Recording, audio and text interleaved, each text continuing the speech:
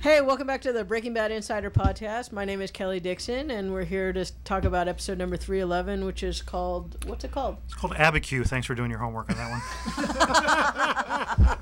one. I'm here with my executive producer, Vince Gilligan. Hola. I'm here with the director of that episode, Michelle McLaren. Hello. The editor of that episode, Skip McDonald. Hi there. And unfortunately...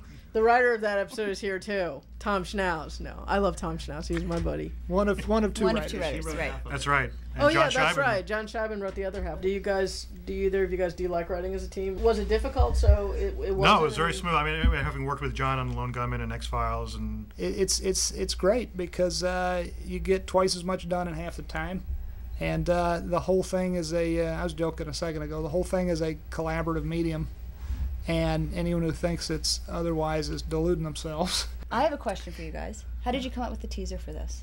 We didn't set out this season to have so many what you might call flashback teasers, but it's sort of the way it's played itself out. And who better to revisit than Jane, who meant so much to Jesse and was a pleasure to work with. One thing I was going to ask you to explain, though, that was the title. It's...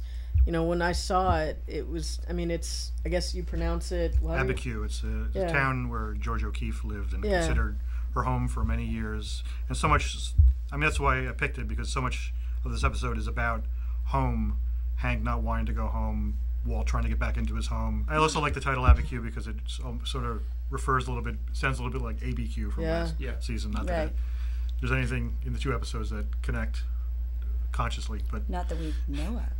It was a really fun scene to cut, and Jesse and Andrea are like a real couple. Mm-hmm. They just connect with each other. Tell me about the cool trick you did in the teaser in that one shot. I'm always blown away when you do this stuff and when Kelly does this stuff on the Avid. So many things you can do in the Avid that are like magic to me. When Jane exited the frame, she was gone before Jesse exited, so I split the frame and pulled her up and had her exiting frame while Jesse was exiting frame. And this is that wide reverse where we're looking over the two of them at the painting. At the painting. Right. Yeah. And in the original take, she was already out of frame. Yeah. So we cheated it and made her exit. So once again, thank you for saving my butt. You're welcome. Can you talk about a little bit, because you're a great director on our show, but you're also a producer on our show, and you have to deal with logistics and money. Can you talk about what's involved when you have like a big crane like this and the people that you have to deal with? This is when Jesse goes to Combo's Corner. So because it's the end of the episode, I thought it would be nice to do a nice dramatic crane shot.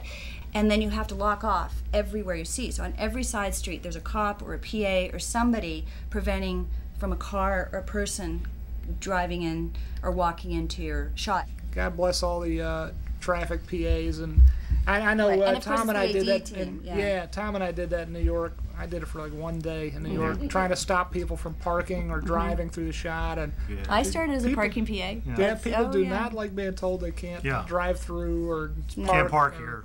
Oh, businesses love that. No, they People love you. I don't know if it's technically Narcotics Anonymous, but you've got them going to sort of a meeting. We don't identify it by any specific,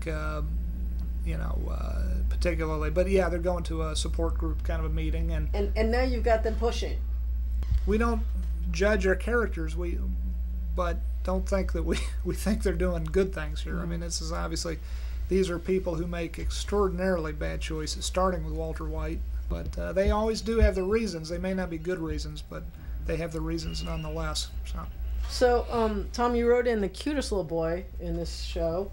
And Michelle, you had told me a story a couple of days ago. I was wondering if you could tell that story again. Again, Kira, our wonderful casting person in Albuquerque, put the call out to the schools and everything, and all these little kids came in, and Ian was one of them, and he got the part, and he's fantastic. I wanted to do a shot with him sitting at the table with Jesse and Andrea, and of course he's very little, so I needed him to be sitting up high. So I looked at Ian, and I said, "Okay, Ian, we're going to put you in a booster," and he looked at me, and he gave me a look that was so defiant. There was absolutely no way I was going to argue. And he looked at me and he said, no. He never said no to anything else the entire episode. I think he was wonderful. He was always there, always knew his lines, He was matched. even he improvised. Yeah, he He improvised, did. and he remembered wrote, his lines. Yeah, he wrote his own line, and it ended up in the cut, and he matched it every time. He did. He was Well, Aaron what improv a was little it? thing. Aaron improv a little thing with his fingers, switching fingers from hand to hand. And Ian says, "That's not real," and that was his own line he wanted to say. And we're like, "Yeah, sure, say that." And he did it every take. He did it the same way. So thanks everybody for listening. Let's go break bad.